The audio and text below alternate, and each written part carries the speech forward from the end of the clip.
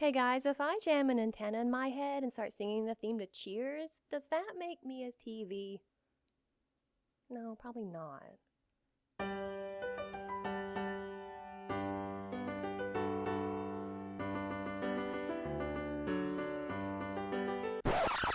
So about 11 years ago, Microsoft releases Windows XP, gas is $1.50 a gallon, and a film came out that became cinematic legend. Yeah, well, maybe. There we are, Harry Potter and the Sorcerer's Stone, or Philosopher's Stone if you're not a barbaric American. A movie that started a franchise that started a frenzy of clothing, games, toys, and protests about devil worship, because we all know Satan likes to see good triumph over evil. He's probably the reason we have to watch Independence Day 500 times every year. What Harry Potter also spawned was a new wave of child actors, those little creatures that grow up to either be hugely successful or a socially crippled shell of their former selves, existing on booze, cigarettes, and huffing glue. Daniel Radcliffe starred as the titular character in 8 films, collectively titled Harry Potter and Weird Shit, where he wears a hat, has dinner, goes dancing, and dies.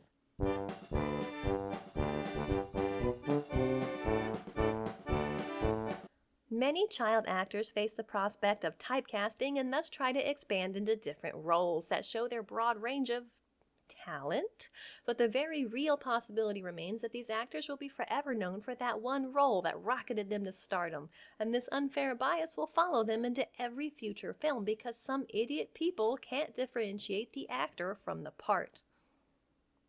So in Harry Potter and the Woman in Black, the boy wizard gives up a life of magic, fantasy, and adventure and decides to go off and be a lawyer, which is a lot like saying, I don't want ice cream anymore and I'll lick this doorknob instead.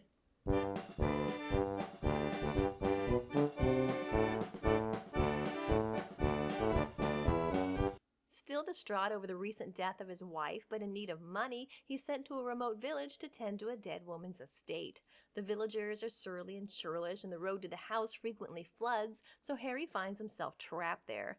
But when faced with weird writing on the walls, a ghostly face in the windows, and a room full of the creepiest toys since Furbies,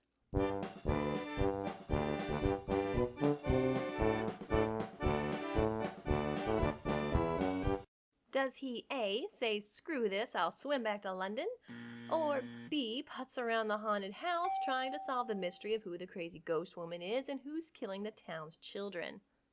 The most important question when watching any ghost story is it scary? And the answer here is, well, sure. There are plenty of jumpy scares as Harry Potter reaches a breaking point of fear and tension, but you're not going to pee your pants like the people in the commercials who seem way more freaked out than when I was 3 and watched E.T. But that's really what this film is for, people who don't watch this stuff much.